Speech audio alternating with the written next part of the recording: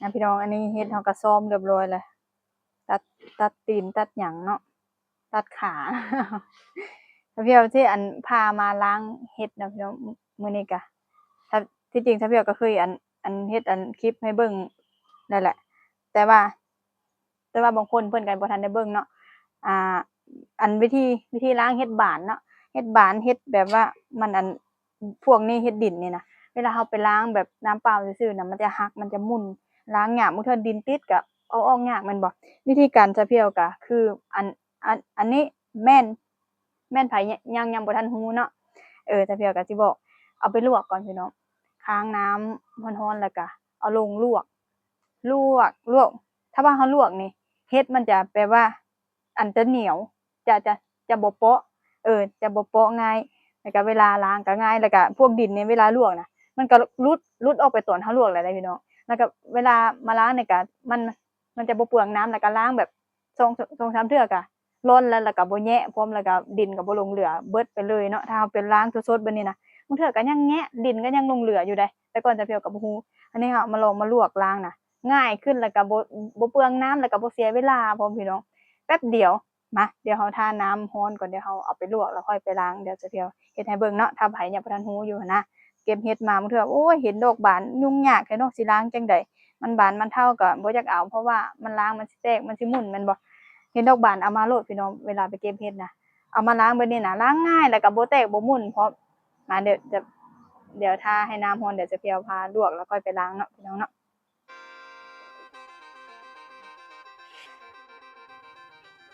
พี่น้องน้ำก็เริ่มร้อนแล้วเอาไปใส่ลวกเฮ็ดบางคนก็บอกว่าเอาไปแช่น้ำเกลือก็ออกแต่ว่าจะเพียวว่าบ่สู้สูตรนี้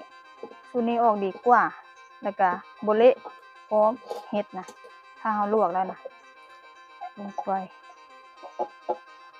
แบบตอนระหว่างเราลวกนี่ก็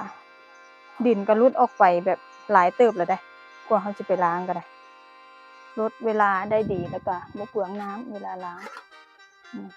ก็ปล่อยให้มันยุบลงไปก่อนอย่าเฝ้าไปซูมมันเนาะมันสิแตกตอนนี้นะเราก็ปิดฝาไว้ถ้าว่ามันยุบลงไปแล้วคนได้อันนั้นนะ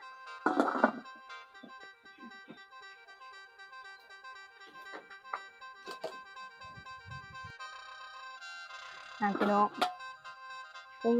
นี่ถ้ามันเดือดบัดนี้เราสามารถคนได้นี่เพราะว่าเฮ็ดมันจะบ่หมุนแล้วมันจะเหนียวแล้วเห็นบ่มันก็จะบ่แตกออกจากกันเวลาเราคนไปจักหน่อยให้ไว้ว่าดินอยู่ในติดอยู่ในเฮ็ดเนี่ยรุดออกนี่ถ้าเราลวกนี่มันก็รุดออกไปประมาณแบบ50%แล้วได้พี่น้องดินที่ติดนำเฮ็ดนะลองเบิ่งเด้อไผบ่เคยสูตรนี้นะง่ายล้างง่ายแล้วก็สะดวกสบายอ้าวได้แล้วเราก็สิปรุงแล้วก็เอาไปล้างเนาะบัดนี้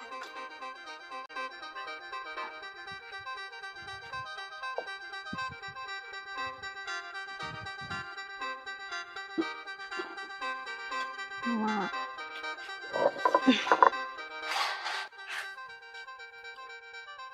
พี่น้องเอาสิตักออกใส่น้ำเย็นเนาะเฮ็ดถ่านนี่บ่อยแต่ว่าถึกความร้อนดำคือลือสมเฮ็ดถ่าน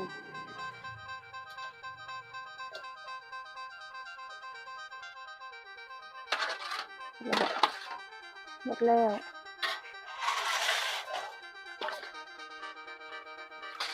เปลี่ยนน้ำมาใส่กะละมังตัวนี้ให้มันเย็นก่อนเนาะจังสิล้างได้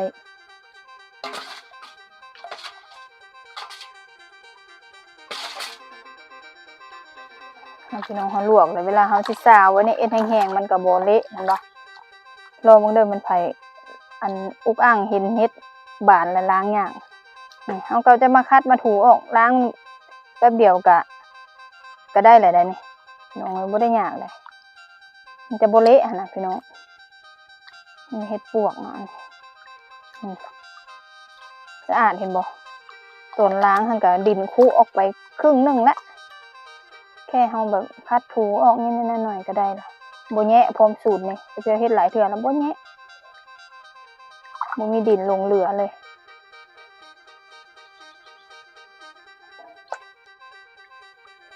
เฮ็ดถ่านนี่เนาะตอนจะเพียวเก็บแม่นบ่มันดอกสีขาวแม่นบ่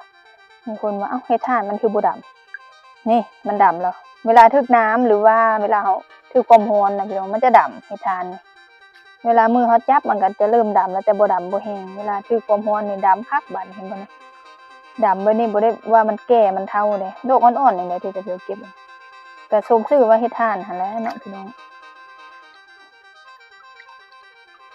ง่ายบ่พี่น้องรูปออกแบบง่ายๆนี่เบิดแล้วได้ดินนะก็เฮ็ดคกมันก็จะเฒ่าแล้วนี่ก็ได้ก็ทำแบบนี้เฮาเอามาล้างแบบสดๆเอามานะมุ่นเบิดล้างบ่ได้เป็นใบบ่มีซับนี่ก็ยังเป็นใบอยู่ เอาเดี๋ยวเฮาล้างก่อนเนาะพี่น้องเนาะเดี๋ยวมาต่อที่แบบแพ็คใส่ถุง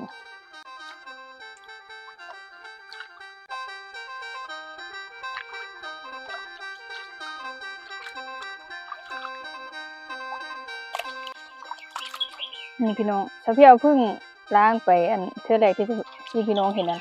นี่แล้วแหละบ่แยะแล้วก็สะอาดเบิ่งเด้ออันถ้าพี่เฮ็ดหลายคนเนาะเพิ่นหาเฮ็ดมาเพิ่นจมโอ้ยเมื่อยหมดมืออันล้างเฮ็ดไปเก็บก็ม่วนอยู่ดอกว่าซั่นมันมาฮอดเฮือนล้างมันมือก็บ่แล้วแถมมุ่นแถมหักลองสูตรนี้พี่น้องอย่าลืมสูตรนี้แบบง่ายปานสวรรค์โปรด ก็คือล้างเฮ็ดน่ะง่ายที่สุดแหละตอนเฮาไปลวกมันก็ออกจนอันห้วยบ่แม่น50%พี่น้อง70%แหละดินน่ะมันออกเบิดน่ะถ้าพี่เอาบ่ได้เฮ็ดหยังได้พี่น้องแค่ลูบๆซาวๆวันนี้มันก็ออกเบิดเลยดินน่ะเด้แล้วแหละได้นี่บ่ได้ยากเด้นี่ลองสูตรนี้ไผบ่เคยนะลองแต่พี่เอาจักแชร์แบบว่าเทคนิคการล้างเฮ็ดอันเพื่อหลายๆคนเนาะก็เห็นเพิ่นจมหันนะพี่เอาจักแชร์ว่าเอาไปใช้ได้เลยพี่น้องสุดยอดแล้วก็บ่เปลืองเวลาบ่เปลืองน้ำแล้วก็บ่เมื่อยพร้อม ปกติจะเพียวก็คือกันแหละนั่งหลังคนหลังแข็งเบิดมือก็บ่แล้วแถมแบบล้างกับมุ่นพร้อมขี้ดินก็บ่ออกทางเบิดมากินยังแงะอยู่คือเก่าลองสูตรนี่เรียบร้อยสิไปยากหยังตอนเอาไปลวกนั้นดินก็ออกไปจนสิเบิดล่ะนี่แล้วล่ะเด้บ่ได้ยากนี่พี่น้องมาเบิ่งใกล้ๆว่าบ่เชื่อจะเพียวว่าแม่นอยู่บ่สะอาดอีหลีบ่นี่สะอาดอีหลีพี่น้องลองกินเบิ่งแล้วก็บ่แยะแต่เพียวเคยเฮ็ดหลายเทื่อสูตรนี้นะลองเบิ่งแต่เพียวอยากให้พี่น้องอันคนที่ไปเก็บเฮ็ดน่ะลองเอาสูตรนี้ไปเบิ่งพี่น้องเอ้ยง่ายรวดเร็วทันใจบ่เปลืองน้ำแล้วบ่เปลืองเวลาเฮาบ่เมื่อยพร้อมพี่น้องแล้วก็ดอกเฮ็ดก็ยังเป็นดอกไผดอกมันบ่มันบ่ฮักบ่มุนถ้าดอกแบบนี้น่ะนี่บานๆแบบนี้น่ะเอามาล้างแบบเป็นอันสดๆน่ะมุนเบิดแล้วอันนี้นี่ยังเป็นดอกไผดอกมันอันนี้ก็มันก็บ่มุนเห็นบ่เนี่ยเรียบร้อยจะเพียวก็สิเอาออกแล้วบัดนี้บ่ได้ยาก งั้นพี่น้องอันมาล้างเรียบร้อยแล้วจ้ะเอ้าสำหรับคนเก็บเห็ดนะมันต้องมีเห็ดอยู่ในตู้เย็นอยู่แล้วแม่นบ่พี่น้องเอาแพ็คใส่ถุงเอาไปไว้ช่องฟรีซเก็บได้เป็นปีพุ่นล่ะพี่น้องเก็บไว้กินตอนที่มันนั้นบ่มีแล้วมันเบิดฤดูกาลแล้วพี่น้องเนาะประมาณนี้แหละแพ็คไว้เบิดฤดูกาลแล้วก็อยากกินแล้วมันน่ะก็จะเอามาแกงเนาะล้างก็ง่ายแต่ก่อนน่ะก็คือว่าหลังตอนเก็บน้ำม่วนมาตอนมาล้างนี่ค้านเด้เมื่อยเด้มาเดี๋ยวนี้นะแต่เพียวบ่ได้คิดยากเรื่องล้างเฮ็ดเลยเดี๋ยวนี้นะถ้าฮู้จักเทคนิคนี้แล้วก็บ่ได้คิดยากดอกเท่าก็เอาเห็นบ่ดอกบานดอกหยังเพียวเอาเบิดพอมาล้างบัดนี้มันก็บ่เสียหายมันก็บ่มุนเฮาลวกแล้วก็มันก็ล้างสบายแล้วก็โอ้ดีแฮงนะสูตรนี้พี่น้องเอ้ยเอาไปใช้โลดแต่เพียวอยากให้พี่น้องคนเก็บเฮ็ดหั่นนะเพิ่นจมว่าโอ๊ยเมื่อยอีกแล้วข่อยว่าซั่น หามาหลายได้ม่วนแต่ตอนหาเป็นคนจมดอกว่าแต่เพียวก็เลยอยากแชร์เทคนิคตัวนี้เนาะพี่น้องเนาะบางคนก็เคยเฮ็ดบางคนก็บ่เคยซะเพียว่าส่วนหลายจะบ่เคยหั่นแหละเห็นหลายคนอยู่ว่าโอ๊ยคร้านล้างนู่นนี่นั่นหั้นนะ ส่วนหลายก็บ่เคยนะลองเบิ่งพี่น้องซะเพียก็แค่อยากแชร์เทคนิคเล็กๆน้อยๆให้แบบว่าช่วยกันเนาะเฮาบางคนเพิ่นก็บ่ฮู้จักหั้นนะว่าเฮ็ดวิธีนี้ได้แล้วก็ได้ผลแบบดีแฮงแล้วก็สะอาดก็มันนั่นบ่แยะพี่น้องเอ้ยพอดีคือบ่แยะหั่นแหละ มักตัวนี้แหละ โอ้ยดอกน้อยพี่น้องเรียบร้อยอันนี้ก็คือการถนอมอาหารนำแบบหนึ่งก็คือเขาเก็บไว้ได้หลายเดือนหรือเป็นปีพุ่นแหละพี่น้องจักหน่อยมันก็สิเบิดแล้วเนาะฤดูกาลเฮ็ดเฮาก็จังเอามาแกงหรือไว้ ยังบ่ทันเบิดก็สิมาแกงอยู่เบิดแล้ว ยังบ่ทันเบิดฤดูกาลก็ยากก็ไว้เอามาแกงใส่หน่อไม้หรือแกงแต่เพิ่นนี่ก็แซ่บเนาะพี่น้องเฮ็ดดินเฮ็ดป่าเฮาเก็บมาได้เฮาก็เอามาบ่ทันอยากกินก็เอาไว้ใส่ช่องฟรีซไว้เนาะเผื่อหลายกินบ่ทันก็เฮ็ดแบบนี้ใส่ช่องฟรีซไว้ได้เนาะไว้ได้โดน พี่น้องเอาไปใช้ได้เทคนิคนี้แบ่งปันกัน สำหรับมื้อนี้ก็ขอตัวลาไปก่อนพบกันใหม่คลิปหน้าบ๊ายบาย